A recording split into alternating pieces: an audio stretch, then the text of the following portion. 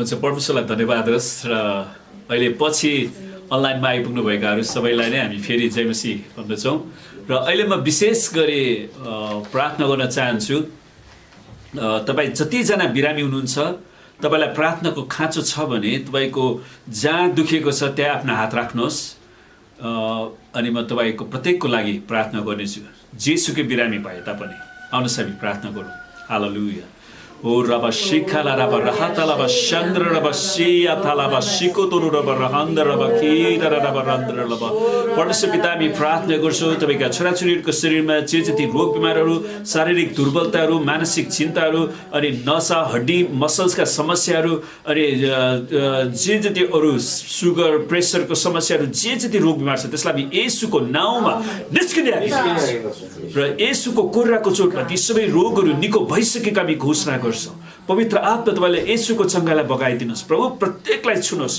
पूर्ण चङ्गाई र छुटकारा दिनुहोस् धन्यवाद छ येशूको नाउँमा आमेन र आउनुहोस् हामी वचनको लागि प्रार्थना गरौँ परमेश्वर पिता हामी तपाईँलाई धन्यवाद दिँदछौँ र जसरी हामीले तपाईँलाई स्तुति प्रशंसा आराधना चढाएका छौँ प्रभु यो तपाईँको सामनेमा सुगन्धित धूप जस्तै ग्रहण योग्य हुन सकेको होस् र प्रभु जसरी हामी वचनमा जानेछौँ पवित्र आत्माको अभिषेक ममाथि राखिदिनुहोस् अनि सुन्ने हरेक कानलाई तपाईँले अभिषेक गर्नुहोस् र हरेकलाई एकाग्रता दिनुहोस् प्रभु हामी प्रार्थना गर्दछौँ र हामीलाई यो सभामा बिथोल्ने शैतानका सम्पूर्ण अग्निबाल हामी येशूको नाममा रद्द पार्दछौँ र प्रभु प्रत्येकलाई तपाईँले छुनुहोस् अनि आज जसरी हामी आएका छौँ त्यसरी फर्किन नपरेकोस् प्रभु हरेकलाई तपाईँको आशिषले भर्नुहोस् प्रभु र प्रभु यीशु तपाईँले नै आजको यस सभाको अध्यक्षता प्रभु यीशु तपाईँले गर्नुहोस् तपाईँ हाम्रो मण्डलीमा हाम्रो हृदयको सिंहासनमा विराजमान हुनुहोस् धन्यवाद छ येशूको नाममा आमेन हुन्छ परमेश्वरलाई धन्यवाद होस् र आजको हाम्रो विषय छ सङ्कष्टको रहस्य हामी सबैजना विभिन्न कष्ट पीडाबाट गइराखेका छौँ अनि जीवनमा विभिन्न किसिमका दुःख कष्ट सबैले भोग्नु भएको छ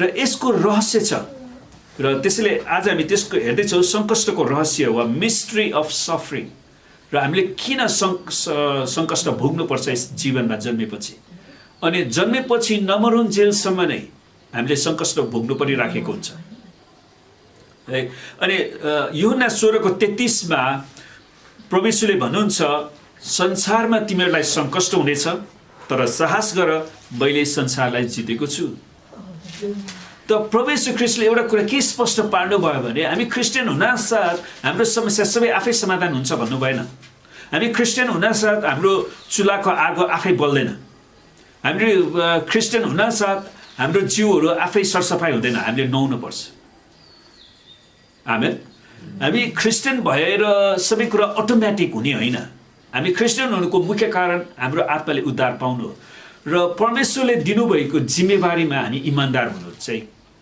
यो महत्त्वपूर्ण कुरा हो अनि त्यसैले हामी जसरी यो सङ्घर्षमा जान्छौँ हामीले सिक्ने कुराहरू सिक्नुपर्छ पढ्नुपर्ने कुराहरू समयमा पढ्नुपर्छ है हरेक कुराहरू हामीले आफूलाई कसरी स्किल विकास गर्ने त्यो कुराहरू गर्नै पर्छ अनि परमेश्वरले एकजनालाई नेचुरली विभिन्न स्किल्सहरू दिनुभएको छ अनि त्यसैलाई तालिम लिएर हामी अगाडि बढ्न सक्छौँ र यस पृथ्वीमा परमेश्वरले जति समय हामीलाई राख्नुहुन्छ त्यसमा हामी सफलता हासिल गर्न सक्छौँ अनि परमेश्वरले त्यो कुरा स्पष्ट भएर संसारमा तिमीहरूलाई सङ्कष्ट हुनेछ परमेश्वर संसारमा तिमीलाई सङ्कष्ट हुँदैन भन्नुभएको छैन तर साहस गर कि मैले संसारलाई जितेको छु त यसको मतलब के त प्रभु यीशु ख्रीष्ट हामीभन्दा हजारौँ वर्ष अगाडि यस पृथ्वीमा आउनुभयो र हामीले भोग्ने सबै सङ्कष्टलाई उहाँले भोगेर विजय हासिल गरेर जानुभयो यसै कारण आज हामी येशू ख्रीष्टलाई हेरेर हामी निरन्तर अगाडि बढ्न सक्छौँ किनकि उहाँ हाम्रो विजय हुनुहुन्छ है परमेश्वरलाई नचिन्ने जातिहरूको लागि चाहिँ सङ्घर्ष एकदमै ठुलो हो तर हामी जो प्रभु येशूलाई चिनेका छौँ प्रभु येशूले ती सबै सङ्घर्षमाथि विजय हासिल गरिसक्नु भएको कारणले गर्दा हामीहरू चाहिँ विजयमा हिँड्छौँ क्या येशू ख्रीष्टले दिनुभएको विजयमा आमेन र हामीलाई अभाव पर्दाखेरि उहाँमा विश्वास गरेर हिँड्छौँ उहाँले सहायता गर्नुहुन्छ त्यसैले साहस गरेर हामी साहस गर्ने ठाउँ छ मैले संसारलाई जितेको छु त्यसको मतलब के त हामी सङ्कष्ट पर्दाखेरि येशू ख्रीष्टलाई हेर्छौँ आमेन येशू ख्रीष्टलाई हामी हेर्छौँ त संसारमा दुःख कष्ट सम्बन्धी विभिन्न धारणाहरू पाइन्छ कसैले यसलाई पूर्वजन्मको नतिजा पनि भन्ने गरेका छन् हुन त सुन्नुहोस् पूर्वजन्म भन्ने नेपालीहरूले मात्रै विश्वास गर्दैन स्पेनिसहरूले पनि पूर्वजन्मको बारेमा विश्वास गर्दो रहेछ मैले एकचोटि एकजना स्पेनिस दिदीलाई अमेरिकामा हुँदाखेरि उहाँको अनुहार र मेरो आमाको अनुहार उस्तो जस्तै मिल्ने कि अनि मैले भने दिदी तपाईँको अनुहार त मेरो आमासँग मिल्दो रहेछ भने अनि उहाँले के भन्नुभयो थाहा छ सायद पूर्व जन्ममा हामी दिदीबहिनी थियौँ होला अरे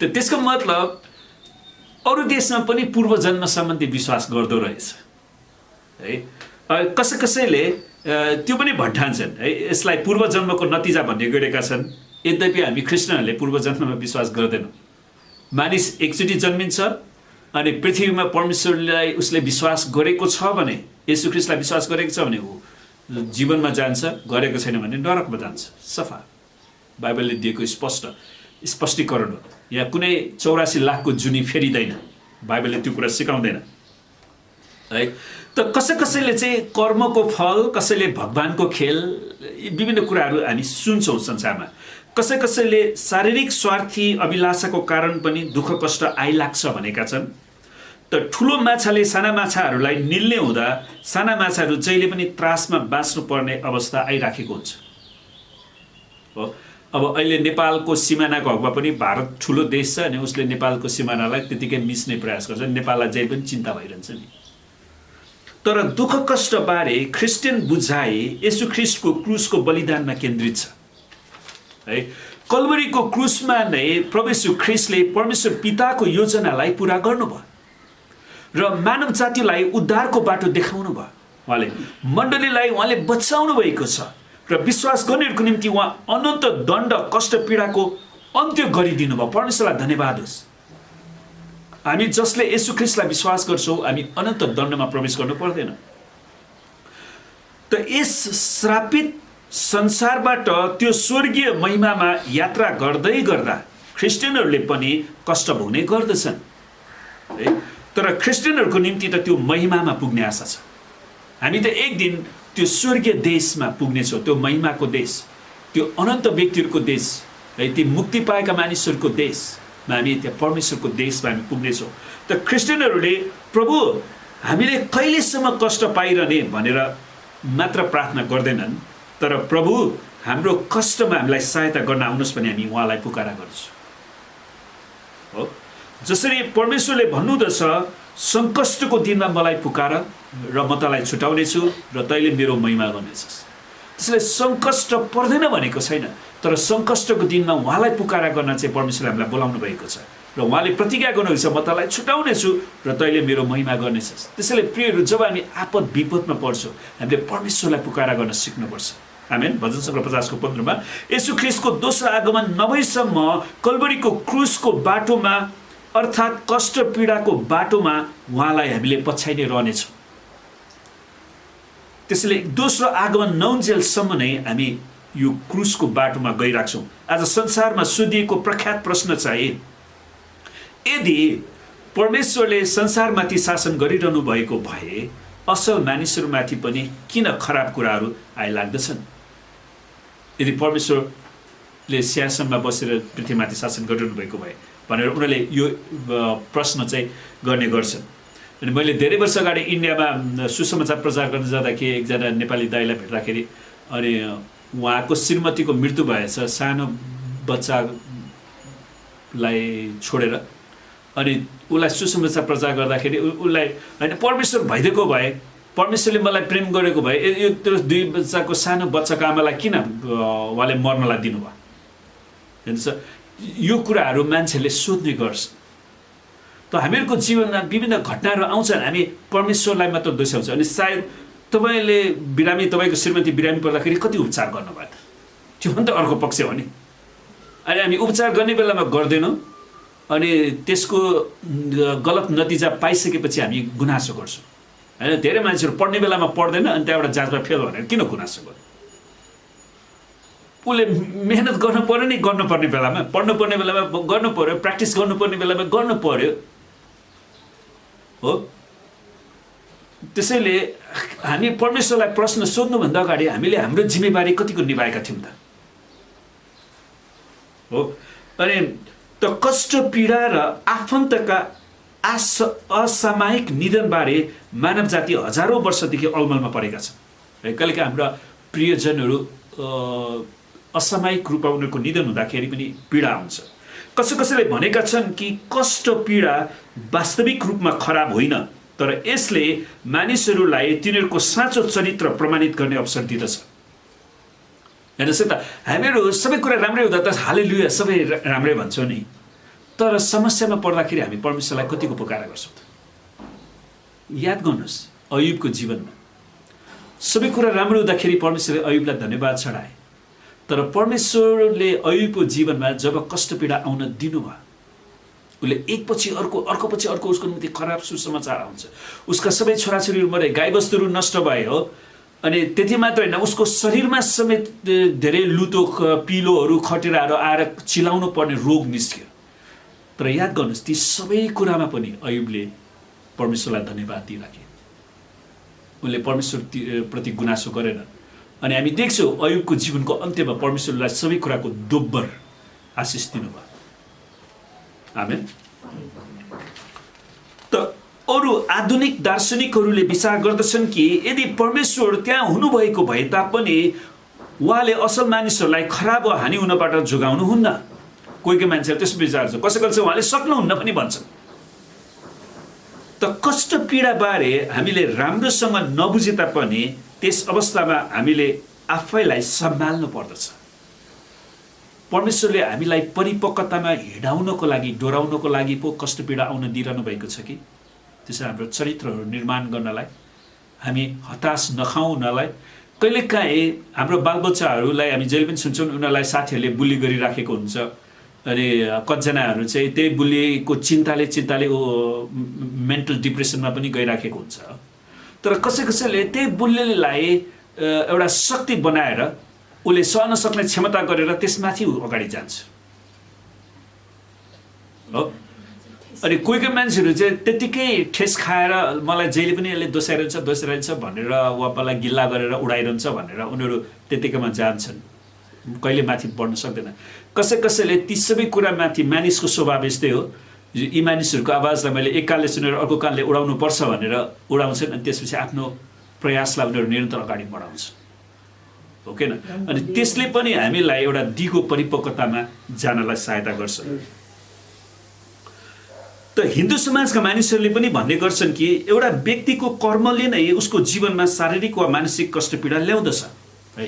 उनीहरूले चाहिँ त्यो सोच्छ कर्मको फल, र उसले त्यसलाई सहनशीलता साथ ग्रहण गर्नै पर्छ भनेर उनीहरूले पनि सिकाएका छन्। त प्राचीन यहुदी विद्वानहरूले इजरायलीहरूले भोगेको कष्टलाई उनीहरूले गरेको पापको निम्ति परमेश्वरले दिनुभएको दण्ड भनी व्याख्या गरेका छन्। त्यो त हामीले जुन न्यायकर्ताको पुस्तकमा पढिरहेको छौँ नि, इजरायलीहरू जब परमेश्वरलाई पुकारा गरे, परमेश्वरले उनीहरूलाई उत्तर दिनुभयो, एउटा असल न्यायकर्ता, असल पास्टर, असल शिक्षक दिनुभयो, अनि त्यो पास्टर, त्यो अगुवाले उनीहरूलाई लिडिङ गरुन्जेल सबै इजरायलीहरू राम्रोसँग बसे। उसको मृत्यु भयो, त्यसपछि फेरि उनीहरू कति छिटो मूर्ति पूजा तन्त्र मन्त्रमा लागिगए। अनि परमेश्वरले फेरि उनीहरूलाई अरू 10 वर्ष 20 वर्ष 7 वर्ष होइन त्यो दण्ड दिनुभयो। अनि त्यसपछि फेरि उनीहरूले पुकारा गरे, अनि फेरि परमेश्वरले अर्को न्यायकर्ता उठाउनुहुन्छ, अर्को पास्टर अगुवा उठाउनुहुन्छ, अनि फेरि उनीहरूलाई शान्ति दिनुहुन्छ। यो चाहिँ मानिसको स्वभाव रहेछ है। त यसै कारण उनीहरूले पश्चाताप गरेर बलिदान चढाउनु पर्दछ भनी व्याख्या गरेका छन् यहुदीहरूले। त कष्ट र पीडा सबै जीवित प्रति ख्रिस्टियन दृष्टिकोण चाहिँ येशू ख्रिस्टले भोग्नुभएको कल्वरीको क्रुसमा आधारित छ। त्यसैले हामीले जति पनि पृथ्वीमा कष्ट पीडा वा सबैजनाले जे जति भोगिराखेका छन् त्यसको मुख्य बेसिस, त्यसको आधार चाहिँ कल्वरीको क्रुस। कष्ट र मृत्यु अदनको बगैँचामा मानव जातिले भोगेको मेटाउनै नसकिने चिन्ह हो। सुन्नुहोस्, कष्ट र मृत्यु अदनको बगैँचामा मानव जाति आदम र हव्वाले भोगेको मेटाउनै नसकिने चिन्ह हो, किनकि उनीहरूको अनाज्ञाकारिताले गर्दाखेरि त्यहाँदेखि मृत्यु र कष्ट प्रवेश सुरु हुन्छ। सुरुमा परमेश्वरले मानव जातिलाई सृष्टि गर्नुहुँदा त्यहाँ कुनै पनि रोग बिमारका भाइरसहरू थिएन। सबै कुरा स्वस्थ थियो, सबै कुरा राम्रो थियो। आफूले बनाउनु भएको हरेक कुरा परमेश्वरले हेर्नुभयो र त्यो साह्रै राम्रो थियो भनेर उत्पत्ति 1:31ले बताउँछ। जब पाप र मृत्यु संसारभित्र प्रवेश गर्यो, हरेक कुरा परिवर्तन भयो। त्यसैले याद गर्नुहोस् प्रिय, हामीले त्यही कुरा आज हामीले मेहनत गरिराखेका छौँ, हाम्रो जीवनमा पापलाई प्रवेश गर्न नदिने, गलत चाहनाहरूलाई, गलत उद्देश्यहरूलाई, गलत आकाङ्क्षाहरूलाई प्रवेश गर्न नदिने। त्यसको लागि हामीले गलत व्यक्तिहरूको सङ्गतबाट पनि अलगिनु पर्ने अवस्था आउँदछ है। गलत व्यक्तिहरूको सङ्गतबाट अलगिनु पर्ने अवस्था आउँदछ। किनकि पाप र मृत्युले नै संसारभित्र प्रवेश गरेपछि सबै कुरा परिवर्तन भएको थियो र सृष्टि आफै व्यर्थताको बसमा पारियो भनेको छ। सृष्टि आफै व्यर्थताको बसमा पारियो। रोमी 8:20 रोमी 5:12 पनि हेर्न सकिन्छ। कष्ट, रोग बिमार र पीडाका साथै सृष्टिका श्रापहरू, काँडा र सिउँडीहरू र माटोबाट निकालिएको मानिस माटोमै फर्किजाने अवस्था आयो हो त्यो मानिसले पाप गरेपछि। तर परमेश्वरलाई धन्यवाद होस् किनकि पाप, कष्ट र मृत्युको संसारभित्र येशू ख्रीष्ट आफ्ना मानिसलाई बचाउन आउनुभयो। आमेन। त्यो चाहिँ ख्रिस्टियनहरूको एउटा ठुलो महान आशा अनि हामीले परमेश्वरप्रति धन्यवादी हुनको लागि रहिरहने कुरा यो र बिग्रेको अवस्थालाई ठिक बनाउनु भयो उहाँले र कल्वरीको क्रुसमा हाम्रा निम्ति श्राप बनेर ख्रिस्टले हामीलाई व्यवस्थाको श्रापबाट मोल तिरेर छुटाउनु भयो। किनकि काठमा झुन्डिने हरेक श्रापित हुन्छ भन्ने लेखिएको छ गलाती 3:13। पुरानो करारमा हामी पाउँछौँ काठमा झुन्डिने व्यक्ति हरेक श्रापित हुनेछ अनि प्रभु येशू ख्रीष्टले त्यही श्रापलाई हाम्रो निम्ति धारण गर्नुभयो र हामीलाई उहाँले आशिष दिनुभयो। सारा सृष्टिमाथि शासन गर्नुहुने परमेश्वरले खराब मानिसलाई बचाउनको निम्ति सबैभन्दा उत्तम पापै नगर्नु भएको मानिस जो येशू ख्रीष्ट हुनुहुन्छ उहाँलाई सबैभन्दा तुच्छ दण्ड भोग्ने योजना बनाउनु भयो। हेर्नुहोस् यो परमेश्वरको योजना कति रहस्यात्मक छ। येशू ख्रीष्टको क्रुसको बलिदान नै संसारमा हुने कष्टबारे ख्रिस्टियन बुझाइको जग र केन्द्रबिन्दु हो। त्यसैले ख्रीष्ट जब हामी संसारमा समस्यालाई देख्दछौँ हामीले येशू ख्रीष्टको क्रुसलाई हेर्न सिक्नु पर्दछ जुन अरू सबै संसारलाई हेर्ने दृष्टिकोणभन्दा अनौठो र आक्रामक पनि छ वा कसैले यसलाई अपमानजनक ठानेका छन्। यसै कारण प्रेरित पावलले लेख्दछन् हामी चाहिँ क्रुसमा टाँगिनु भएको ख्रीष्टलाई प्रचार गर्दछौँ जो यहुदीहरूको निम्ति बाधा है। कतिजना यहुदीहरूको लागि चाहिँ क्रुसको श्राप चाहिँ एउटा बाधाको रूपमा थियो र अन्य जातिहरूको निम्ति चाहिँ मूर्खता। क्रुसमा झुन्डेर पनि उद्धार आउँछ उनीहरूको सोच चाहिँ त्यो थियो। तर प्रभु येशू ख्रीष्टले संसारको सबैभन्दा त्यही ठुलो उनीहरूले ठानेको बाधा र त्यो मूर्खतालाई नै आफूमा लिनुभयो र त्यसलाई क्रुसमा काटे ठोक्नु भयो र तेस्रो दिन मृत्युमाथि विजय हुनुभयो। आमेन। तर ख्रीष्ट जुन कुरा पहिलो कुरिन्थीको 23 पाइन्छ तर ख्रिस्टियनहरूको निम्ति क्रुसमा टाँगिएको ख्रीष्ट नै परमेश्वरको शक्ति र बुद्धि हुनुहुन्छ। हामी ख्रिस्टियनहरूको लागि चाहिँ जुन कुरा पहिलो कुरिन्थीको 24 पनि पाइन्छ सांसारिक दृष्टिकोणबाट हेर्दा क्रुसले रोमी साम्राज्यको शक्ति र येशूको कमजोरीपनालाई प्रकट गर्दछ। हेर्नुहोस् त सांसारिक दृष्टिकोणबाट हेर्यो भने यो रोमी सरकारको सबैभन्दा ठुलो शक्ति थियो उसको विद्रोहमा जानेलाई सबैभन्दा तुच्छ मृत्यु दिने र येशूको कमजोरीपन खै उहाँले किन आफूलाई मृत्युबाट बचाउनु भएन भन्ने किसिमको त्यो थियो है। संसारको मान्छेले त्यसरी हेर्छ नि त। तर संसारको दृष्टिकोणबाट देखिएको त्यो क्रुसको मृत्युको हार माथि येशूले विजय हासिल गर्नुभयो। आमेन। र आफ्नो मिसनलाई उहाँले पुरा गर्नुभयो। जब उहाँले आफैलाई बचाउन सक्नु भएन भन्दै गिला गर्दा गर्दै त्यही मृत्युद्वारा उहाँले मानव जातिलाई बचाउनु भयो है। मानिसहरूले भनेका थिए नि यसले अरूलाई त बचाए तर आफैलाई बचाउन सकेन किनकि उनीहरू शारीरिक मानिस थिए उनीहरूले शारीरिक कुरा गर्दथे तर उनीहरूले के बुझेका थिएनन् भने शारीरिक दण्डद्वारा नै शारीरिक मृत्युद्वारा नै मृत्युको शक्तिलाई उहाँले रद्द पार्नु पर्थ्यो अनि उहाँले मानव जातिलाई मृत्युको श्रापबाट बचाउन सक्नुहुन्थ्यो। त यो नै क्रुसको शक्ति र परमेश्वरको बुद्धि हो जसले सांसारिक बुद्धिलाई एकातिर पन्छाएर उहाँमा विश्वास गर्नेहरूलाई साँचो सहायता र आशा प्रदान गर्नुभयो। आमेन। त बाइबलले बताउँदछ कि येशूले भोग्नुभएका कष्ट र पीडा परमेश्वरको योजना अनुसार अत्यावश्यक थियो किनकि पापीहरूलाई बचाउनको निम्ति उनीहरूले भोग्नुपर्ने कष्ट उहाँ आफैले लिनुभयो र पुनरुत्थानद्वारा त्यसलाई प्रमाणित गर्नुभयो। त येशू ख्रीष्ट मृत्युबाट बौरी नउठ्नु भएको भए चाहिँ उहाँले मृत्युदण्ड पाउनु भयो मात्र हुन्थ्यो मृत्युमाथि विजय थिएन। तर उहाँले मृत्युमाथि विजय हासिल गर्नुभयो तेस्रो दिन मृत्युबाट बौरी उठ्नु भएको कारणले आज सबै मानिसले उहाँलाई हेर्नै पर्छ। त यो कष्टको आवश्यकता किन पर्यो त? येशू ख्रीष्टले कष्टलाई आफूले भोग्नै पर्ने जिम्मेवारीको रूपमा अगाल्नु भयो। उहाँले यो भोग्नै पर्थ्यो। उहाँले आफ्नो चेलाहरूलाई यो बताउन थाल्नुभयो कि उहाँ कसरी यरुशलेममा जानुपर्छ र धर्मगुरु र मुख्य पुजारीहरू र शास्त्रीहरूबाट धेरै कष्ट भोग्नुपर्छ, मारिनुपर्छ र तेस्रो दिनमा जीवित भई उठ्नुपर्छ, जुन कुरा मत्ती 16:21 पदमा पाइन्छ।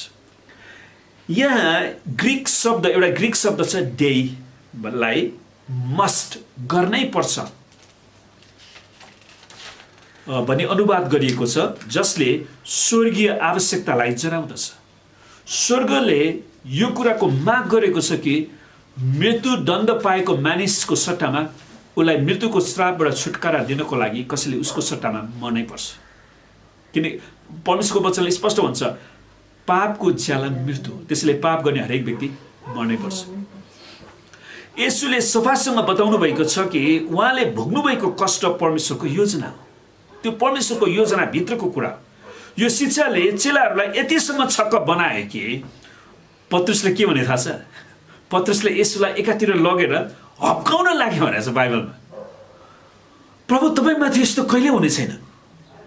हेर्नुहोस्, पत्रुसलाई परमेश्वरको सम्पूर्ण योजना थाहा थिएन नि त, किनकि उनलाई एउटै कुरा थाहा थियो कि येशू मसीह हुनुहुन्छ र उहाँले इजरायलको राजगद्दीमा बसेर शासन सम्हाल्नुहुन्छ अनि हामी उहाँको दायाँ बायाँ बसेर शासन गर्नेछौँ। त्यसैले येशूलाई उनले होइन प्रभु तपाईँको कहाँ त्यत्रो छ, कहाँ तपाईँको क्रुसमा मर्ने भनेर उल्टो येशूलाई पो सम्झाउन लाग्यो। है, कहिलेकाहीँ मान्छेहरू पास्टरभन्दा बढी चलाक हुन्छ, परमेश्वरभन्दा बढी चलाक हुन्छ। हामी त्यसैले मैले घरिघरि भन्छु नि, हामी परमेश्वरभन्दा चलाक, परमेश्वरभन्दा बढी ज्ञानी बन्नु हुँदैन, परमेश्वरभन्दा बढी दयालु पनि बन्नु हुँदैन। है, कोही मान्छेहरू परमेश्वरभन्दा बढी दयालु बनेर आफैलाई परमेश्वर बनाउने प्रयास गर्छन्, त्यसले पनि उसलाई फाइदा गर्दैन। अनि पत्रुस पनि येशूभन्दा बढी चलाक बनेर येशूलाई हप्काउन लाग्छ, कहाँ हुन्छ प्रभु तपाईँ, कहाँ क्रुसमा मर्ने, तपाईँ त राजगद्दीमा बस्नुपर्ने मान्छे, दाउदको सिंहासनमा बस्नुपर्ने मान्छे। हेर्नुहोस्, पत्रुसले माग गरे जस्तो येशू कष्टबाट न त भाग्नु भयो, न त त्यो पीडालाई उहाँले घटाउनु भयो। वा पत्रुसको कुरा उहाँले सुन्नु भएन, परमेश्वरको आफ्नै योजना र उद्देश्य छ। तर उहाँले यरुशलेमतिरै जाने अठोट गर्नुभयो। होइन, म यरुशलेममै जानुपर्छ, मैले मर्नुपर्छ, म बलिदान हुनुपर्छ। त्यो सहर जसले अगमवक्ताहरूलाई मार्दछ, अगमवक्तालाई मार्ने सहरमै उहाँ जानुभयो, जुन कुरा लुका 9:51-13-34 पाइन्छ। किनकि उहाँले धर्मशास्त्रमा लेखेका वचनलाई पछ्याउनुहुन्छ। प्रभु यीशु ख्रीष्टले परमेश्वरको वचन अनुसार मात्रै काम गर्नुपर्छ। त्यसैले मैले घरिघरि भन्ने गरेको छु नि, मण्डली परमेश्वरको वचनद्वारा मात्रै चल्नुपर्छ, मानिसको विचारद्वारा होइन। आमेन। त उहाँलाई पक्राउ परेको रात येशूले घोषणा गर्नुभयो, जुन कुरा यशाया 53:12 हामी पाउँछौँ, उहाँ अपराधीहरूसँग गनिनु भयो भनी लेखिएको कुरा ममा पुरा हुनै पर्छ। हो, मेरो बारेमा लेखिएको कुरा पुरा भइ नै रहेछ। जुन कुरा लुका 22:37 प्रभुले भन्नुहुन्छ, त्यो कुरा उहाँले यशाया 53:12 उद्धृत गरेर है आफ्नो पिताको इच्छालाई विश्वासयोग्य रूपमा पुरा गर्नुभएको कारण येशू ख्रीष्टले धेरै किसिमका कष्ट पीडाहरूको अनुभव गर्नुभयो। जब उहाँ प्रार्थनामा व्याकुल भएर तडपिनु भयो, हेर्नुहोस् त, स्वर्गीय इन्साफको कचौरा पिउनको निम्ति तयार गर्दै गर्नुहुँदा उहाँको निधारबाट पसिनाको त्यो पसिना पनि रगत बगिरहेको थियो। है, पसिनाबाट पनि रगत आइरहेको थियो, पसिना आउने निधारबाट रगत आइरहेको थियो। अहिले डक्टरहरूले पनि एउटा कुरा के प्रमाणित गरेका छन् भने, जब एउटा व्यक्तिलाई यति साह्रो पीडा भयो भने उसको पसिनाको नसा फुटेर त्यसबाट रगत बग्न सुरु गर्छ। अब हामी कसैले पनि त्यति साह्रो पीडा त भोगेका छैनौँ नि। तपाईँले एकदमै दुखित, एकदमै पीडित, एकदमै असह्य अवस्था हुँदाखेरि कजनाको निधारबाट चाहिँ पसिनाको सट्टा रगत आयो भन्नुहोस् त, कोही हुनुहुन्छ? त्यसको मतलब के त हामीले त्यो पीडा भोगेका छैनौँ हो। तर येशूले भोग्नु भयो, येशूले भोग्नु भयो।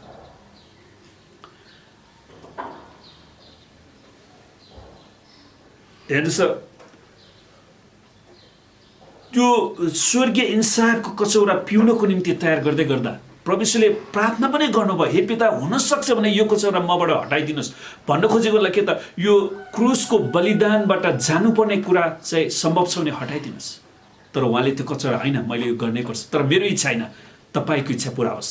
अनि उहाँले त्यो कचौरा पिउनु भयो, अनि त्यसपछि उहाँ क्रुसमा जानुभयो। अनि उहाँको सबैभन्दा नजिकका मित्रहरू हेर्नुहोस् त, प्रभु येशू ख्रीष्टले त्यो स्वर्गीय इन्साफको कचौरा पिउनको निम्ति आफूलाई तयार गर्दै गर्नु हुँदाखेरि उहाँको निधारको पसिनाबाट रगत बगिरहेको समयमा उहाँका सबैभन्दा नजिकका मित्रहरू चाहिँ मस्त रूपमा निदाइराखेका थिए।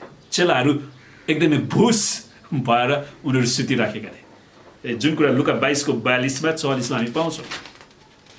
त प्रभु येशू पक्राउ पर्दा र उहाँको कानुनी जाँच पडताल गर्दा चेलाहरूले उहाँलाई धोकेबाज गरे, आफ्नै चेलाहरूले धोकेबाज गरे, इन्कार गरे, त्यागेर भागे। याद गर्नुहोस्, पूर्वीय संस्कृतिमा 3 चोटि म चिन्दिनँ भन्नुको मतलब के त? पुरै चिन्दिनँ भने। हाम्रो नेपालीमा पनि एउटा छ नि, प्रायः जस्तो नेपालीमा के चलन छ भने भाइ वा बहिनी तपाईँ चिया खानुहुन्छ? पहिलोचोटि भने जहिले पनि मन नखाने भन्छ। अनि त्यसपछि होइन चिया खाउँ न भने, अरे दोस्त होइन नखाउँ। अनि फेरि तेस्रोचोटि होइन खाउँ न खाउँ, ल खाउँ न त खाउँ है। अनि यो तरिका चाहिँ तपाईँको नेपालमा मात्र होइन, इन्डियामा नै रहेछ क्या, पाकिस्तानमा पनि हो, यो हाम्रो एसियन कल्चरमा सबै त्यही हो। अनि इजरायलमा पनि त्यही थियो। अनि पत्रुसले येशू ख्रीष्टलाई 3 चोटि, त्यो पनि कसको सामनेमा थाहा छ? नोकर्नीहरूको सामनेमा इन्कार गरे। विचार गर्नुहोस् न है, उसले नोकर्नीहरूको सामनेमा प्रभुलाई इन्कार गर्यो। पत्रुस, विचार गर्नुहोस्, जसले प्रभु म तपाईँको निम्ति मर्न पनि तयार छु भनेका व्यक्ति, उनले 3 चोटि इन्कार गरे। तर परमेश्वरलाई धन्यवाद होस्, पत्रुसको कथा त्यहाँ टुङ्गिँदैन। पत्रुसले फेरि पश्चाताप पनि गरे। आमेन। अनि त्यही पत्रुस जसले प्रभुलाई 3 चोटि इन्कार गर्दाखेरि, त्यही पत्रुस जसले पश्चाताप गरेर ख्रीष्टको निम्ति क्रुसमा बलिदान भएरै मरे। अनि भनिन्छ कि पत्रुसलाई क्रुसमा टाक्दाखेरि उसले भनेका थिए अरे, मलाई येशू ख्रीष्ट जस्तै क्रुसमा नटाक्नुहोस्, मलाई चाहिँ मेरो टाउको तल खुट्टा माथि पारेर मलाई टाक्नुहोस्, ताकि म मेरो ओठले मेरो प्रभुको पाउलाई चुम्बन गर्न सकूँ। अनि उसको इच्छा अनुसार उसलाई त्यसरी नै मारियो। अनि प्रभु येशू ख्रीष्टले को निम्ति उनी बलिदान दिए। त्यसैले प्रियहरू, हामी जहिले पनि परमेश्वरले दोस्रो मौका दिनुहुन्छ। कहिले कोही मान्छेले प्रभुलाई त्याग्यो भन्दैमा हामी निराश हुनु हुँदैन। कोही मान्छे पापमा फस्यो भन्दैमा उनीहरूको निम्ति निराश हुनु पर्दैन। परमेश्वर उनलाई फर्काउनुहुन्छ र परमेश्वरले उसलाई शक्तिशाली रूपमा चलाउनुहुन्छ। सुन्नुहोस्, पत्रुसले 3 चोटि इन्कार गरे, तर उनी जब पश्चाताप गरेर फर्के, त्यही पत्रुसले यरुशलेममा जब सुसमाचार प्रचार गरेपछि के भयो? 3000 मानिसहरूले पानीको बप्तिस्मा लिए। आमेन। यरुशलेममा विशाल मण्डली सुरु भयो।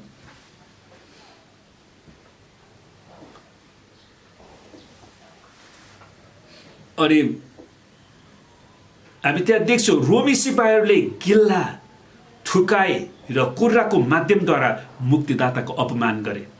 यहुदीहरूले आफ्नो राजा येशू ख्रीष्टको गिल्ला गर्दै उहाँलाई होच्याए। उहाँ त राजाहरूका राजा हुनुहुन्थ्यो। पिलातुसले यहुदीहरूका राजा भनेर येशूको क्रुसमाथि लेख्न लगाए तापनि उनीहरूले त्यसलाई गिल्ला गरे, किनकि उहाँ राजा हुनुहुन्थ्यो। र क्रुसमा टाङ्नुहोस् भने ठुलो स्वरले चिच्चाए।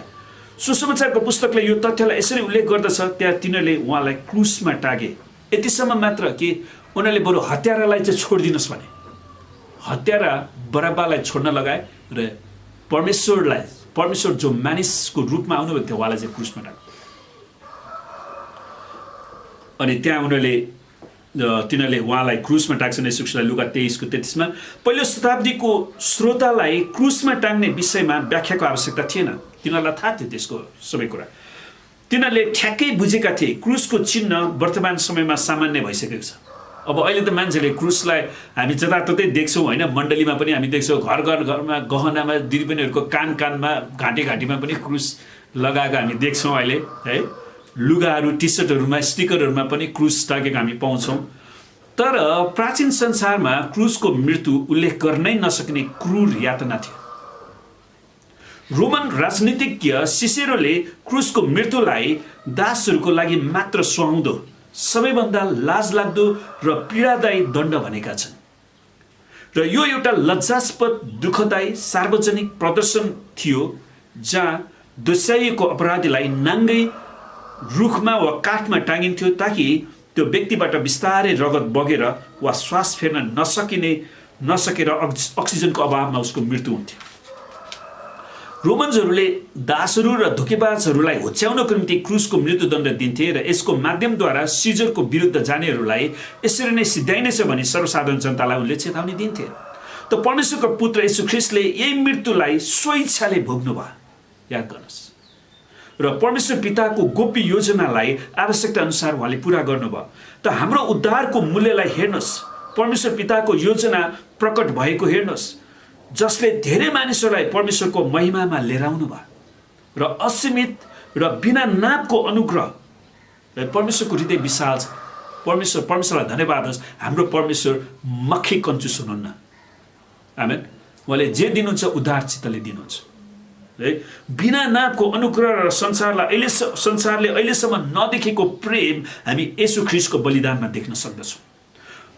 येशू प्रभुले उहाँले धेरै कुराहरूको कष्ट भोग्नुपर्छ भनेर मात्र सिकाउनु भएन, तर उहाँले यो पनि घोषणा गर्नुभयो कि यदि कोही उहाँको चेला बन्न चाहन्छ भने त्यसले आफूलाई इन्कार गरोस् र आफ्नो क्रुस उठाएर मेरो पछि लागोस्। मर्को 7:34। त्यसैले हामीले आफूलाई इन्कार गर्नु भनेको कि त हाम्रो महान चाहना वा उद्देश्य लक्ष्यलाई आवश्यक परेको खण्डमा हामीले मान्नुपर्ने अवस्था हुन्छ। यदि प्रभुले भन्नुभयो भने, यदि संसारले येशू ख्रीष्टलाई घृणा गरेर मृत्युको निम्ति क्रुसमा टाँगिदियो भने उहाँका दासहरू वा सेवकहरूले आफैलाई भिआइपी ठानेर उच्च आदरको आशा गर्नु हुँदैन। अनि मण्डलीमा मैले त्यही देखेको छु क्या, धेरैचोटि पास्टर अगुवाहरू मलाई सबैले जेमेसी भन्नु पर्यो, ऊ चाहिँ एउटा भिआइपी जस्तो व्यवहार गर्न आवश्यक छ, म मण्डलीको अध्यक्ष हुनपर्छ, वा म चाहिँ सबैभन्दा ठुलो मान्छे हुनुपर्छ, सबैले मलाई जेमेसी भन्नुपर्छ, मेरो घोडामा टेक्नुपर्छ, ढोग्नुपर्छ भनेर त्यस्तो सोच्ने होइन नि त है। येशू ख्रीष्टलाई संसारले घृणा गरेर मृत्युको निम्ति क्रुसमा टाँगिदियो भने उहाँका दासहरू सेवकहरूले आफूलाई भिआइपी ठान्न आवश्यक छैन है। त्यो उच्च आदरको आशा गर्नु हुँदैन। येशू प्रभुले भन्नुभयो, तिनीहरूले मलाई सताए भने तिमीहरूलाई पनि सताउनेछ। तिमी नठाने कि तिमी भिआइपी बन्नेछ होइन। यूहन्ना 15:20। हामीले यस जीवनमा अनुभव गर्ने समस्याहरू र परीक्षाहरूले हामीलाई यो सम्झना दिलाउँदछ कि हामीले दुःख, कष्ट र पीडा भोग्नुभएको प्रभुलाई पछ्याइराखेका छौँ र यो परमेश्वरको क्रुसको शक्तिलाई हामीसित माटोको भाँडाहरूमा राखिएको छ। भनेकोलाई के भने हाम्रो यो शरीर जो माटोबाट बनेको शरीर हो, हामीभित्र राखिएको छ 2 कोरिन्थी 4:7 र दुर्बलतामा नै सिद्ध बनाएको छ 2 कोरिन्थी 12:9। त्यसैले परमेश्वरको शक्ति आज हामीभित्र छ।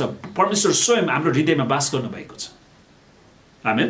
त आफ्ना मानिसहरूलाई तिनीहरूको पापबाट बचाउनको निम्ति येशू ख्रीष्टले कष्ट भोग्नु भएको थियो। उहाँको नाउँ येशू ख्रीष्ट शब्दको अर्थ नै आफ्ना मानिसहरूलाई तिनीहरूको पापबाट उद्धार गर्न चुनिएको व्यक्ति वा अभिषिक्त जन हो। त्यसैले उहाँको नाउँको अर्थ नै आफ्ना मानिसहरूलाई तिनीहरूको पापबाट उद्धार गर्ने व्यक्ति हो। त्यसैले प्रियहरू, हामीलाई धर्म कर्मले उद्धार गर्न सक्दैन, हाम्रो आफ्नै प्रयासले उद्धार गर्न सक्छ। हामीले दान दिएर मानिसलाई सहायता गरेर पनि हामी उद्धार पाउँदैनौँ। सुन्नुहोस्, हामीले एउटा कुरा के स्पष्ट बुझ्नुपर्छ भने हामीले उद्धार पाउनलाई धार्मिक काम गर्दैनौँ, तर हामीले उद्धार पाएको कारणले धार्मिक काम गर्छौँ। आमेन। फरक चाहिँ त्यो जुन कुरा मत्ती 1:21 पाइन्छ। पुरानो करारमा मिस्रीहरूको दासत्वबाट छुटकारा दिनुभएको इजरायलले परमप्रभुको प्रशंसा गर्दछन् प्रस्थान 15:2 र परमेश्वरप्रति विश्वासयोग्य व्यक्तिहरूले निरन्तर प्रार्थना गर्दछन्। पहिले त्यहाँ 16:35 भनिन्छ नि, हे हाम्रा उद्धारक परमेश्वर, हामीलाई बचाउनुहोस्। तिनीहरूले त्यो मुक्तिको दिनको चाहना गरिराखेका छन् जुन दिन परमेश्वरले आफ्ना छरेर रहेका मानिसहरूलाई जम्मा गर्नुहुनेछ इजरायलहरूको हकमा, र तिनीहरूको घाउचोटलाई मलमपट्टि लगाइदिनुहुनेछ र तिनीहरूको शत्रुहरूको न्याय गर्नुहुनेछ र उहाँको धार्मिक शासन यस पृथ्वीमा स्थापित गर्नुहुनेछ। अवश्य प्रभु यीशुको दोस्रो आगमनपछि उहाँले यरुसलेमबाट 1000 वर्षको शासन गर्नुहुन्छ। यसैया 52:7-10ले यो आशालाई संक्षेपमा बताउँदछ। सुसमाचार प्रचार गर्नेहरूका पाउ डाँडाहरू हुँदो कति सुन्दर हुन्, जसले शान्तिको घोषणा गर्दछन्, जसले शुभ समाचार ल्याउँछन्, जसले उद्धारको घोषणा गर्छन्, जसले सियोनलाई भन्दछन् तेरो परमेश्वरले राज्य गर्नुहुन्छ। परमप्रभुले आफ्नो प्रजालाई सान्त्वना दिनुभएको छ। उहाँले यरुसलेमलाई छुटकारा दिनुभएको छ। सारा जातिहरूको दृष्टिमा परमप्रभुले आफ्ना पवित्र बाहुबल प्रकट गर्नुहुनेछ र पृथ्वीको पल्ला छेउकाहरूले पनि हाम्रा परमेश्वरको उद्धारलाई देख्नेछ। यसैया 52:7-10। त्यसैले सबै जातिले परमेश्वरको उद्धारलाई देख्नेछन्। पुरानो करारले परमेश्वरले आफ्नो मानिसहरूलाई बचाउनु हुनेछ भन्ने प्रतिज्ञा घरिघरि दोहोऱ्याइरहेको छ। तर उहाँले यो कसरी गर्नुहुन्छ त? केही यहुदीहरूले यो मुक्ति महान राजा दाउदको लाइनबाट आउने व्यक्तिले ल्याउने आशा राखेका थिए। जसले दुष्टलाई नाश गर्नेछ र यसैया 11 को 1 देखि 10 र भजन सङ्ग्रह 2 को 9 मा बताएको अगमबाणीलाई इजरायललाई धार्मिकतामा शासन गरेर पूरा गर्नेछ। अनि तत्कालीन समयमा यहुदीहरूले राजनैतिक मसीहलाई आशा गरेका थिए। प्रभु येशू राजनीतिक रूपमा सेवा गर्नलाई आउनु भएको थिएन। त्यो चाहिँ यहुदीहरूको गल्ती थियो, किनकि उनीहरूले यसैया 53 लाई बुझेका छैनन्। अरूहरूले मसीह पुजारीलाई पर्खेका थिए जसले पापको निम्ति बलिदान चढाउनेछ र एउटा महान अगमवक्तालाई पर्खेका छन् जसले इजरायललाई धार्मिकताको मार्गमा सिकाउनेछ। त्यसैले प्रभु येशू ख्रीष्टले इजरायलमा पुरानो करारमा भएको 3वटा मुख्य सेवकाई, हेर्नुहोस् है त, प्रोफेट, प्रिस्ट एन्ड किङ, अगमवक्ता, पुजारी र राजा, यो 3वटा सेवकाई प्रभु येशूले आफैमा लिनुभयो। उहाँ अगमवक्ताको रूपमा उहाँले परमेश्वरको वचन सिकाउनु भयो, पुजारीको रूपमा उहाँ हाम्रो पापको निम्ति क्रुसमा बलिदान भएर हाम्रो निम्ति परमेश्वरसँग अर्ज बिन्ती गर्नुभयो, अनि राजाको रूपमा उहाँले शासन गर्नुहुँदछ। यो 3वटा अफिस जसलाई प्रभु येशूले गर्नु। अनि एक कुरा उनीहरूले आशा गरिराखेका थिए, त कसैले पनि कष्ट भोग्ने मुक्तिदाताको आशा गरेका थिएनन्, क्रुसमा जाने मुक्तिदाताको आशा गरेका थिएनन् यहुदीहरूले तत्कालीन समयमा। यसैयाले लेखेका छन् कि परमप्रभुको बाहुबलले उद्धार ल्याउनेछ। यसैया 52 को 10। यसैयाले परमेश्वरको दास बारे घोषणा गर्दछन्, हेर मेरो दासले बुद्धिले काम गर्नेछ, ऊ उचालिनेछ, अल्गाइनेछ र ऊ अति उच्च पारिनेछ। यसैया 52 को 13 पदमा। त जब प्रभु येशू क्रुसको बलिदानबाट बौरी उठ्नु भयो, त्यसपछि उहाँ सबैभन्दा उच्चमा उचालिनु पनि भयो। आमेन। त्यसैले स्वर्गमा, पृथ्वीमाथि र पृथ्वीमुनि भएका हरेक प्राणीले येशूको नाममा घुँडा टेक्नुपर्छ। तापनि ऊ मानिसहरूबाट घृणित थियो र इन्कार गरियो। तत्कालीन समयका मानिसहरूले इन्कार गरे नि आज पनि संसारले इन्कार गरिराखेको छ। हामीले प्रार्थना गरौँ कि हाम्रो नेपाली जातिले परमेश्वरलाई चिन्न सकुन्। यसैयाले सोध्दछन्, परमप्रभुको बाहुबल कसलाई प्रकट गरियो त? यसैया 53 यो एउटा अलङ्कारिक प्रश्नको स्वाभाविक उत्तर चाहिँ के भने कसैलाई पनि गरिएको छैन। अर्थात् यसैयाको अगमबाणीको समयमा यो अमहिमित दासद्वारा यो कष्ट पीडा भोग्ने अमहिमित दासद्वारा परमेश्वरको महिमित मुक्ति आउनेछ भन्ने कुरा कसैले पनि बुझेका थिएनन्। नयाँ करारले यो कुरा स्पष्ट पार्दछ कि यसो नै परमप्रभुले प्रतिज्ञा गर्नुभएको परमेश्वरको दास हुनुहुन्छ, जसले मानव जातिको सट्टामा कष्ट भोगेर तिनीहरूलाई बचाउनुहुनेछ। तर परमेश्वरलाई धन्यवाद होस् नयाँ करारको लागि। त प्रभु येशूले आफ्नो सेवकाईलाई यसरी सारांशमा बताउनु भएको छ, मानिसको पुत्र सेवा पाउन होइन तर सेवा गर्न र धेरैका छुटकाराको मोलको निम्ति आफ्नो प्राण दिन आएको। आमेन। मर्कुस 10 को 45। त्यसैले मानिसको पुत्र सेवा पाउनलाई होइन, उहाँ भिआइपी बन्नलाई होइन, राजगद्दीमा तत्कालीन समय राजगद्दीमा बस्नलाई पनि आउनु भएको थिएन। उहाँ त क्रुसमा बलिदान हुनको लागि जानुभएको थियो। उहाँको सेवकाईको यो सारांशले परमप्रभुको दासको सेवकाईबारे यसैयाले बोलेका अगमबाणीलाई प्रतिबिम्बित गर्छ, रिफ्लेक्ट गर्छ। उसले आफ्नो जीवन मृत्युमा खनायो र उसले धेरैको पाप बोक्यो। त येशू ख्रीष्टले तपाईँ र मेरो पापलाई बोक्नु भएको छ। आमेन। त्यसैले हामी जब जब ढल्छौँ, हामी लड्छौँ, हामी पाप गऱ्यौँ भने पनि हामी फर्केर येशूमा जानुपर्छ अनि प्रभुले हामीलाई क्षमा दिन्छ। यसैया 53 को 11-12। येशू ख्रीष्टको कष्ट र मृत्युको महत्त्वलाई बुझ्न यसैया 53 अध्यायले महत्त्वपूर्ण भूमिका खेल्दछ। सन्त पत्रुसले पनि यस कुरालाई स्पष्ट पारेका छन्, हामी पापका लेखी मरेर धार्मिकताको लेखी बाँचौँ भने हामी चाहिँ पापको लेखी मरेर, त्यसको मतलब के थाहा छ? जब कसैले हामीलाई पाप गर्न जाउँ न भन्यो भने म त्यसको लागि मरिसकेँ, म फेरि पाप गर्न सक्दिनँ, त्यही भन्न खोजेको क्या। र हामी धार्मिकताको लेखी बाँचौँ, हामी ख्रीष्टको निम्ति बाँचौँ भने उहाँले क्रुसमा आफ्नै शरीरमा हाम्रो पाप बोक्नु भयो। त्यसैले परमेश्वर हामीलाई धार्मिकताको जीवन जिउन सकोस् भनेर आफ्नो शरीरमा हाम्रो पापलाई उहाँले बोक्नु भएको रहेछ। उहाँकै चोटहरूद्वारा तिमीहरू निको भयो। त्यसै परमेश्वरलाई धन्यवाद होस्, उहाँको चोटले हामीलाई निको पारेको छ। त्यसैले हामी घायल बनिरहन आवश्यक छैन, हामी पीडित भइरहन आवश्यक छैन प्रियहरू। त्यसैले त हामीले सङ्कष्टमा पर्दाखेरि हामी परमेश्वरलाई पुकारा गर्न सक्छौँ। जुन कुरा पहिलो पत्र 2 को 24 मा त्यो प्रभु येशूले परमेश्वरको राज्य घोषणा गर्नुभयो, बिरामीलाई निको पार्नुभयो, भूतात्माहरू धपाउनु भयो, आँधीलाई शान्त पार्नुभयो र 4000-5000 पुरुषहरूलाई खुवाउनु भयो। भनेकोलाई के भने यहुदीहरूले खाना खुवाउँदाखेरि केटाकेटी र छोरी मान्छेले खाएको हिसाब गर्दैन रहेछ क्या उनीहरूको चलनमा। केटाकेटीले खाएको पनि हिसाब राख्ने, आइमा मान्छेले खाएको पनि हिसाब किताब राख्ने हो भने उनीहरूको सोच त्यो रहेछ कि। त्यसैले प्रभु यीशुले जब त्यो 5 रोटी र 2 माछाद्वारा खुवाउनु भयो नि, त्यहाँ 5000 पुरुषहरूले खाएका हुन्छ। तर त्यहाँ छोरी मान्छेहरू र केटाकेटी पनि त थिए नि। त्यसैले धेरै बाइबल विद्वानहरूले त्यसलाई राम्रोसँग हिसाब गर्दाखेरि त्यहाँ करिब 15-20 हजार मान्छेले खाएका थिए, आइमाई र केटाकेटी सबै जोड्यो भने है। त त्यत्रो मानिसहरूले उहाँले खुवाउनु भयो। भिडले उहाँलाई राजा बनाउन चाहन्थे, किन भात खान पाएर, रोटी खान पाएर। र उहाँका चेलाहरूले उहाँले इजरायलको राजनीतिक उद्धार गर्नुहुन्छ भन्ने ठानेका थिए। सबैले राजनीतिक मसीह सोचिराखेका थिए क्या उनीहरूले। तर कसैले पनि मसीह मुक्तिदाता कष्ट र अफसोसमा परेको पीडित मानिस जसले हाम्रो दुःख शोकलाई बोकेर हामीमाथि चङ्गाई र पूर्णता ल्याउनेछ र धेरैलाई धर्मी बनाउनेछ भने त्यो चाहिँ उनीहरूले सोचेकै थिएन। उनीहरूले त्यो प्रचारै नहुँदो रहेछ क्या यहुदी सभाघरमा, यो लाइनमा एसाया 53मा, जुन कुरा एसाया 53को 3 देखि 5 11मा पाइन्छ। अनि उनीहरूले त्यसरी सोचेका थिएन।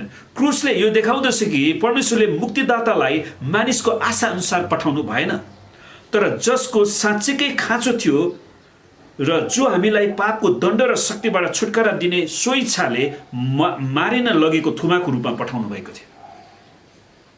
पहिलो कुरा उसको आधारभूत आवश्यकता पापबाट क्षमा गरिनु पर्ने त्यो आवश्यकतालाई पूरा गर्न चाहनुभयो परमेश्वरले। यो महिमित रहस्यलाई परमेश्वरले क्रुसमा प्रकट गर्नुभयो, जहाँ हामीलाई हाम्रो पापबाट बचाउन पापको अस्तित्व नै नभएको परमेश्वरको दासलाई हाम्रो सट्टामा क्रुसको बलिदान हुन पठाउनु भयो। हेर्छ त, आउनुहोस् र अचम्म लाग्दो रहस्यलाई हेर्नुहोस्। ख्रिस्ट जो क्रुसमा नष्ट भएका पापीहरूको सट्टामा थुमा टाँगिनु भयो र हाम्रो निम्ति विजय हासिल गर्नुभयो। त कष्टको साँच्चीकै आवश्यकता थियो। प्रेरितहरूले येशू प्रभुको कष्ट र मृत्युलाई मात्र घोषणा गरेनन्, किनकि क्रुसको मृत्यु नै यो घटनाको अन्त्य थिएन। किनकि संसारमा जन्मेपछि जो पनि मर्दछ, तर तिनीहरूले परमेश्वरको वचन धर्मशास्त्र अनुसार भएको ख्रिस्टको क्रुसको मृत्यु र पुनरुत्थानबारे प्रचार गरेका थिए। प्रेरित 2को 23-24। येशूको विरुद्ध लगाइएको झुटा आरोपलाई उहाँका पुनरुत्थानले रद्द बनाइदियो। उहाँको पुनरुत्थानले नै येशू परमेश्वरको पुत्र हुनुहुन्छ र प्रतिज्ञा गरिएका मसीह हुनुहुन्छ भनी प्रमाणित गर्दछ, र साथै उच्च पारिनुभएको प्रभु जसले मात्र पापीहरूलाई बचाउन सक्नुहुन्छ भन्ने प्रमाणित गर्दछ। किनकि उहाँ क्रुसबाट बौरी उठ्नु भएको कारणले, क्रुसको मृत्युबाट बौरी उठ्नु भएको कारणले उहाँले मात्र हामीलाई बचाउन पनि सक्नुहुन्छ। प्रेरित 2को 36। येशूले उहाँको सामुन्ने राखिदिएको आनन्दको निम्ति अपमानलाई केही जस्तो नठाने, किनकि येशूलाई त थाहा थियो नि उहाँ मृत्युबाट बौरी उठ्नुहुन्छ भने। त्यो आनन्दलाई सम्झेर तत्कालीन अपमानलाई केही जस्तो पनि ठान्नु भएन। यो चाहिँ रहस्य। त्यसलाई प्रिय, आज हामीले भोग्ने कष्ट पनि भविष्य हाम्रो निम्ति आनन्द छ। आमेन। उहाँले केही जस्तो नठानी क्रुसको कष्ट भोग्नुभयो। हिब्रू 12:2। परमेश्वरको दाहिने बाहुलीपट्टि विराजमान हुनुभएर पुनरुत्थान हुनुभएको येशू ख्रिस्टले यही आनन्दको पूर्णतालाई अनुभव गर्नुभयो। भजन सङ्ग्रह 16:11। त परमेश्वरले यो सिकाउनु भयो कि उहाँ तेस्रो दिनमा बौरी उठ्न आवश्यक छ, ताकि कष्ट भोगिसकेपछि उहाँ आफ्नो महिमामा प्रवेश गर्न सकुन्। त पुरानो कुराले मृत्युपछि प्राप्त गर्ने महिमाको झलकलाई यसरी बताउँछ, जस्तै पृथ्वीको धुलोमा सुतेका भिडहरू केही अनन्त जीवनको लागि र अरू चाहिँ शर्म र अनन्त तिरस्कारको लागि बौरी उठ्नेछन्।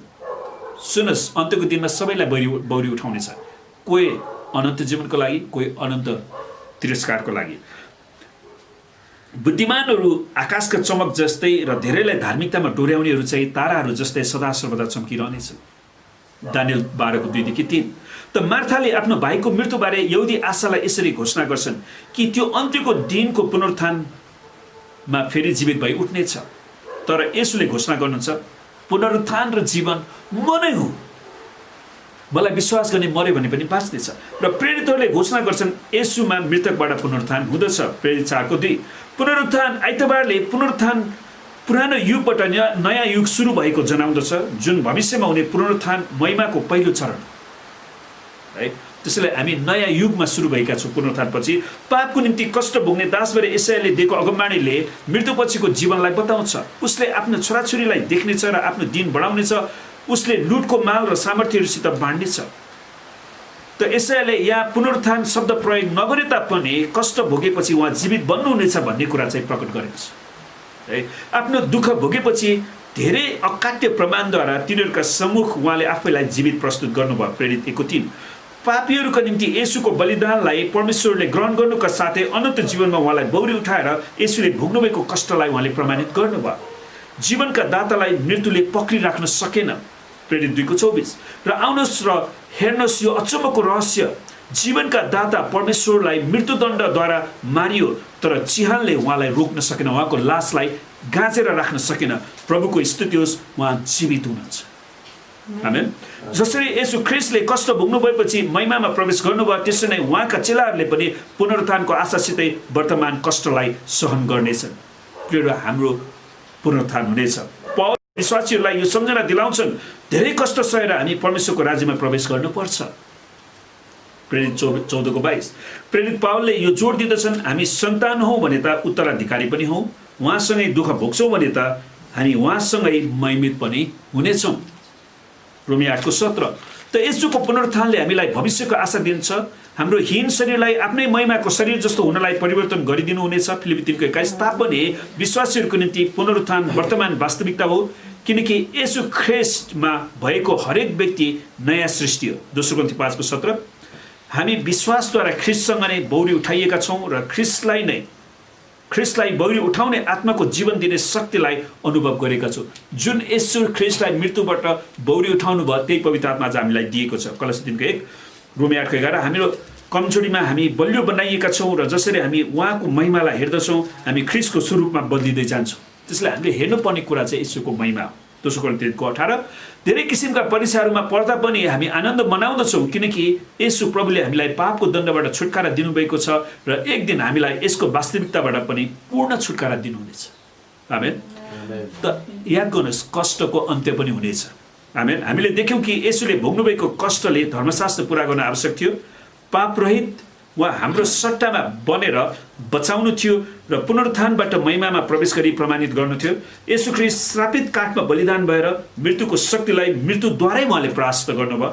त्यसपछि उहाँ योसेफको च्यानबाट बाहिर निस्किनु भयो याद गर्नुहोस् है योसेफ भन्ने मान्छेको च्यानमा चाहिँ राखेको हो नि त यसोलाई त बौरी उठ्नुभएको प्रभु विजयी राजाको रूपमा आउनुहुनेछ जसले आफ्ना मानिसहरूलाई बचाउनुहुनेछ र उहाँका सबै शत्रुहरू शैतान र मृत्युलाई उहाँले हराउनुहुनेछ प्रकाश 19:11-16 परमेश्वरले हरेक कुरा नयाँ बनाउनु हुनेछ र हाम्रो आँसु र समस्यालाई अन्त्य गर्नुहुनेछ हामीले उहाँको अनुहार देख्नेछौँ उहाँको महिमित उपस्थितिको अनुभव गर्नेछौँ र श्रापबाट पूर्ण रूपमा छुटकारा पाएर आनन्द मनाउनेछौँ हालेलुया प्रकाश 21:1 लेख्छ यो अनन्तको महिमाको आशामा हामीहरू बचाइएका छौँ जसरी हाम्रो वर्तमानको कष्ट पीडालाई त्यसको उचित दृष्टिकोणबाट राख्दछ रोमी 8:18 छुटकाराको कस्तो अचम्मको स्वाद नघबराउने कस्तो अचम्मको हाम्रो आशा ख्रीष्ट शक्तिमा पुनरुत्थान हुनुभयो उहाँ आउनु भएपछि हाम्रो पनि पुनरुत्थान हुनेछ ख्रिस्टियनहरूले स्वर्गीय आशामा कष्ट भोग्दछन् कहिलेसम्म प्रभु भनेर मात्र हामी प्रार्थना गर्दैनौँ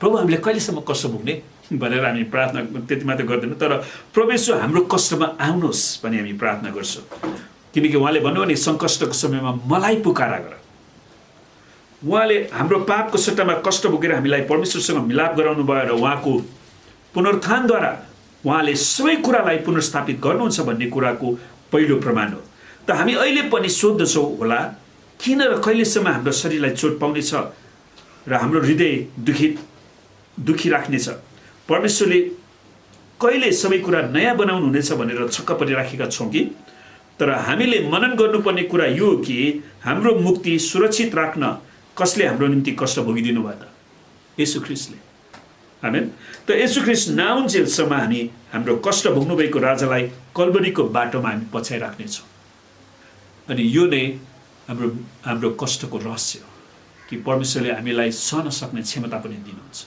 आमेन र आउनुहोस् हामी परमेश्वरलाई धन्यवाद दिउँ आजको वचनको लागि